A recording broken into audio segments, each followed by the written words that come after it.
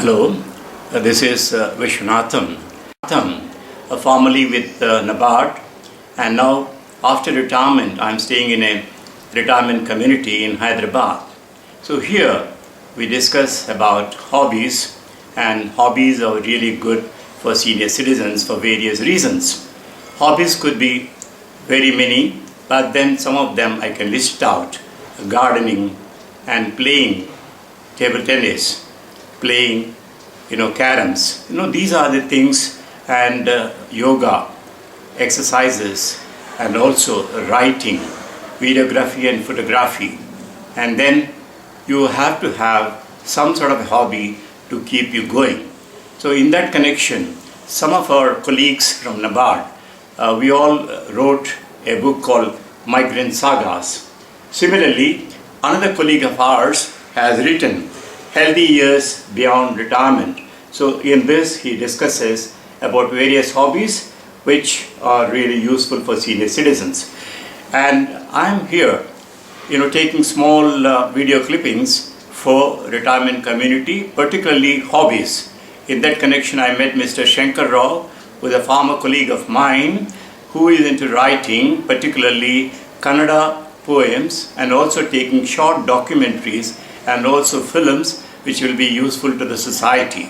So hobbies will help the retired people in enhancing their mental and physical activities. Thank you. Mr. Shankara Rao, it's really nice meeting you at Bengalur and coming along with you to Samanur Village.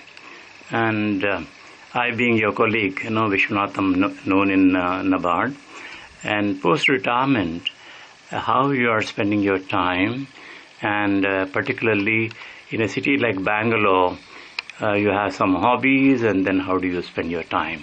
Yeah.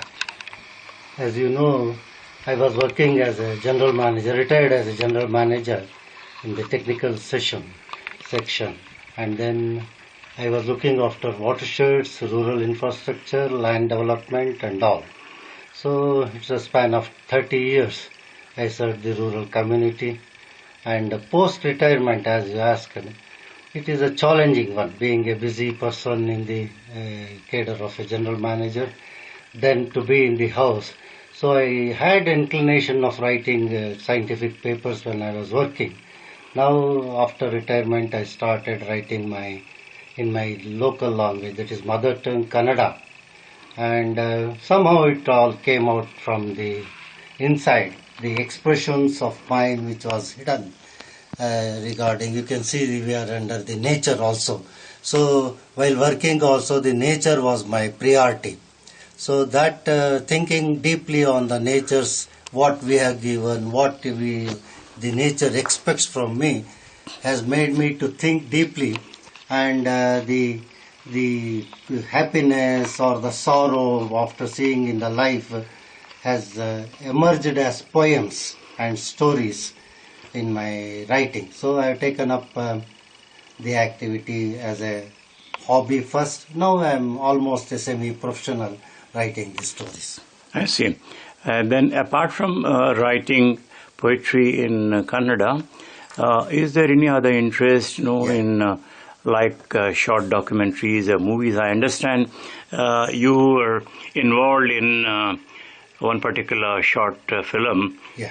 And that is very popular. Can you just explain? Yeah, sure. To continue with my literary activities in brief, I have published about 3 books on poems in Kannada and 1 short story book, and I am a part of some novels in relay writing, and even we have attempted, as you know, along with you and other 11 authors of NABARD, a Migrant Sagas book in English also. I see. In brief. And my stories, after reaching a certain stage, poems and stories have been published in various popular journals, weekly magazines in Kannada, like Taranga, Karmavira, Tushara, and all those things. So that is in a nutshell. Anyhow, I am writing in a modern sense of poems and stories. In the poems, I follow still the old pattern of prasa and all those things, giving rhymes, rhythms for that. So next, as you said, apart from that, we had our old friends from my hostel days, and colleges.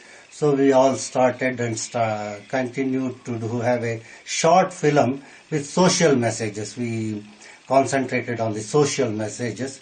So all started in my first film called Sanchara Lahari, that is on the traffic rules. So that we started first film. Second was on my organ donation, which is a very important